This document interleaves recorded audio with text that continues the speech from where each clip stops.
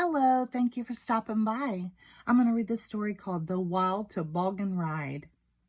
The afternoon was crisp and quiet. Nikki pulled her long toboggan to the top of the hill where Grandpa Dan was standing tapping his boot in the snow. Come along, he frowned. I'm chilled to the bone. Fiddlesticks to snow. Please, Grandpa Dan, just one more ride, pleaded Nikki. Oh, fiddlesticks, sniffed Grandpa Dan. Nasty weather. Will you push me, please? Nikki begged. Phooey. This is the last one, then. Grandpa Dan leaned over to give Nikki a tiny push on her long toboggan. As he bent over, he stepped onto his extra long scarf, and his foot slipped. Bump, oomph, crash. Grandpa Dan landed on the back of the long toboggan with Nikki on his lap. Yahoo! Yelled Nikki. Good grief, gasped Grandpa Dan. How do you steer this thing? Down the hill they went, gathering speed, with Grandpa Dan's extra long scarf flapping in the wind. Yahoo! Nikki yelled again. They reached the bottom of the hill and the toboggan swerved left. Whoa, sputtered Grandpa Dan from behind his extra long scarf. I can't see a thing. Bump, oomph, crash.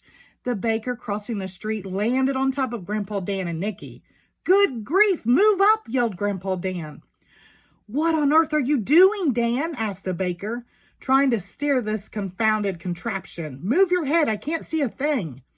Along the street zoomed Grandpa Dan, Nikki, and the baker, all on the long toboggan. Bump, oomph, crash. The barber, locking up his shop, landed on top of the baker. Heavens, find your own spot, said the baker. Quiet down up there. I can't see a thing, yelled Grandpa Dan. Along the street and into the park went Grandpa Dan, Nikki, the baker, and the barber, all on the long toboggan. Bump, oomph, crash. The police chief, on his way home from work, landed on top of the barber. Get your foot off my head, said the barber. Wowza, Dan. Do you have a license for this thing? Asked the police chief. Move up. We're getting squished back here, called the baker. Through the park whizzed Grandpa Dan, Nikki, the baker, the barber, and the police chief, all on the long toboggan. Bump, oomph, crash. The mail carrier with her bag of letters landed on top of the police chief. Sorry, Chief, said the mail carrier. Get your mail bag off my lap and sit down, said the police chief. This is my spot. Good grief, Grandpa Dan yelled. With everybody dancing around up there, I can't see a thing. Out of the park and onto the frozen lake went Grandpa Dan, Nikki, the baker, the barber, the police chief, and the mail carrier, all on the long toboggan. Bump, oomph, crash. A hockey player landed on top of the mail carrier. Penalty, yelled the hockey player. Interference. Oh, be quiet, said the mail carrier. Everybody hold on, yelled Grandpa Dan. Yahoo, cried Nikki. Over the ice and straight toward a snowbank went Grandpa Dan, Nikki, the baker, the barber, the police chief, the mail carrier, and the hockey player, all on the long toboggan.